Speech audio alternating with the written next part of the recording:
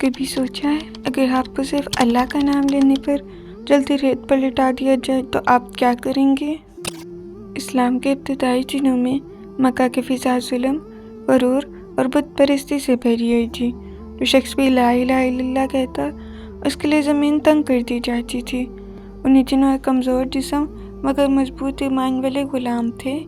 حضرت بلال رضی اللہ تعالیٰ عنہ وہ حبشہ سے تعلق رکھتے تھے اور امیہ بن خلف کے غلام تھے۔ نہ ان کا کوئی قبیلہ تھا نہ کوئی دنیاوی طاقت، لیکن جب ان کے دل نے حق کو پہچانا تو انہوں نے بغیر کسی خوف کے اسلام قبول کر لیا۔ یہ فیصلہ آسان نہیں تھا۔ وہ جانتے تھے کہ اس کا مطلب ہوگا اذیت، تنہائی اور سخت آزمائش، لیکن ایمان جب دل میں اتر جائے تو انسان دنیا کے خوف سے آزاد ہو جاتا ہے۔ جب ان کے آقا امیہ بن خلف کو معلوم ہوا کہ بلال رضی اللہ تعالیٰ عنہ مسلمان ہو چکے ہیں تو وہ غصے سے آگ بگولا ہو گیا۔ اس نے حضرت بلال رضی اللہ تعالیٰ عنہ کو مکہ کی تپتی ہوئی ریت پر گھسیٹا۔ دوپہر کے وقت جب سورج آگ برسا رہا ہوتا تو انہیں ننگی زمین پر لٹا دیا جاتا۔ ان کے سینے پر بھاری پتھر رکھ دیا جاتا تاکہ سانس لینا بھی مشکل ہو جائے۔ ان سے کہا جاتا محمد صلی اللہ علیہ وآلہ وسلم کا انکار کرو، لیکن اس اذیت کے عالم میں بھی ان کے لبوں سے صرف ایک آواز آتی، احد احد۔ یہ صرف ایک لفظ نہیں تھا، یہ اعلان توحید تھا۔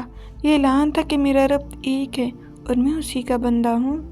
ہر کوڑے کے بعد، ہر پتھر کے بوجھ کے بعد ان کی آواز کمزور نہیں ہوتی تھی بلکہ اور مضبوط ہو جاتی تھی۔ ظلم کرنے والے تھک جاتے تھے لیکن بلال رضی اللہ تعالیٰ عنہ کا ایمان نہیں تھکتا تھا۔ ایک دن حضرت ابوبکر صدیق رضی اللہ تعالیٰ عنہ وہاں سے گزرے۔ انہوں نے یہ دردناک منظر دیکھا تو ان کا دل کانپ اٹھا۔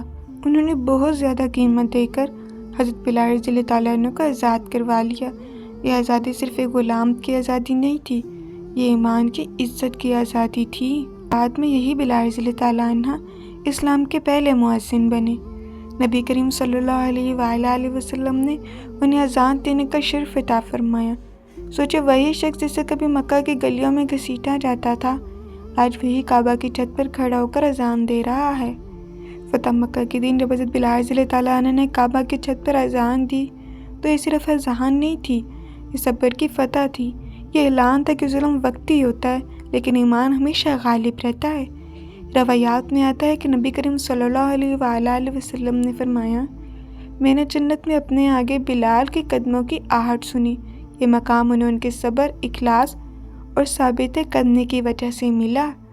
حضرت بلال رضی اللہ تعالیٰ عنہ میں سکھاتے ہیں، ایمان آسان راستہ نہیں، اصل طاقت جسم کی نہیں دل کی ہوتی ہے۔